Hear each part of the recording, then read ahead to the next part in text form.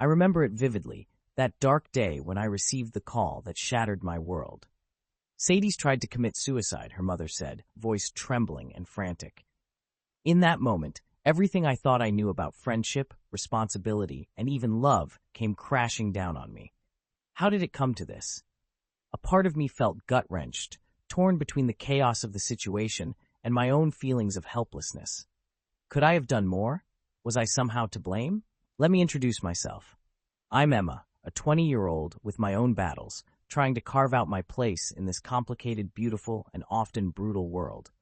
For the past 3 years, I had forged a bond with Sadie, my best friend, who was not just a friend but more like family to me. She was 26, a mother to 4 beautiful daughters, and had endured a life painted with shades of struggle and heartache.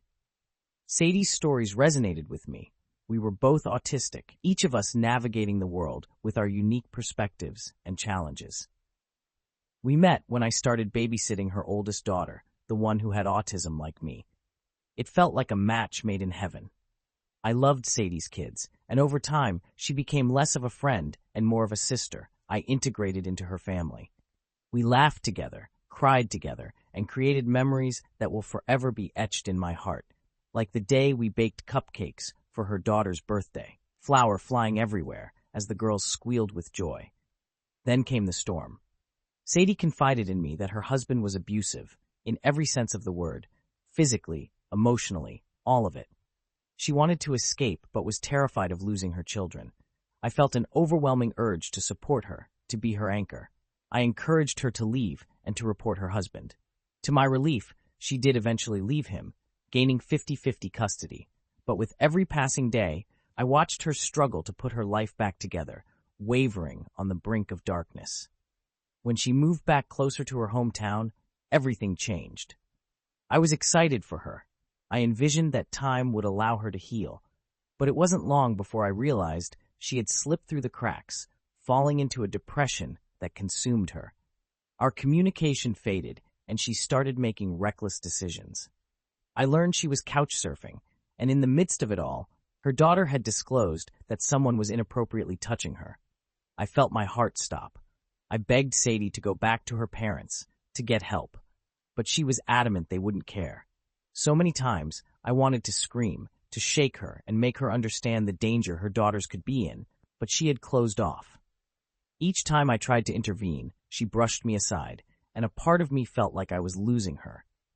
Then came that dreadful day when everything escalated. I went to her mother's house, only to find Sadie had moved on too quickly, engaged to a man with a felonious past.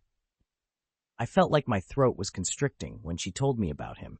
How could she be so reckless?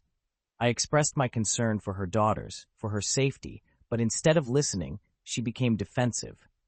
I was frustrated, and in my anger, I told her I was disappointed in her as a mother. It shouldn't have come to that, but I felt the heat of the moment swallow me whole. I stormed out, my heart heavy with dismay. What followed was a whirlwind of despair. I ignored her calls, distanced myself to protect my own sanity, convinced that my words had fallen on deaf ears. Sadie's struggles spiraled out of control. Her ex-husband seized on the opportunity and claimed she was unfit, using our argument as evidence against her. It was a nightmare I couldn't wake up from. The thought of her kids going back to someone like him terrified me. What had I done? Sadie's mother called me that fateful morning with the news of her suicide attempt, and my world shattered. My heart raced as I envisioned her alone, hurting, possibly thinking that there was no way out. I felt layers of guilt crashing over me. What if I had been better? What if I had fought harder to keep her safe? Her parents expressed their disdain towards me, accusing me of abandoning her when she needed me the most. Their words cut deep, igniting a confusion within me. "You're the one who spoke to her the most," they said, as if I was obligated to carry the weight of her decisions. I felt trapped, as if my own voice had gone unheard in this cacophony of blame. I confided in my own parents, but they brushed it off, reminding me that we were moving soon. "You'll be free of this," they said, as if distance would absolve the guilt that had settled in my chest like lead. But I couldn't shake the feeling that I should have done more, been more. Here I am now, feeling the weight of it all. Sadie is in the hospital, and her children are gone. I am left with this gnawing question. Was I the asshole? I grapple with my emotions, part anger, part pity for my friend who I watched slowly unravel. I can only imagine the feelings that course through her now, lying in that hospital bed, grappling with her choices while I stand on the sidelines, unsure of how to defend or help her. So I turn to you all, my listeners. What would you have done in my place?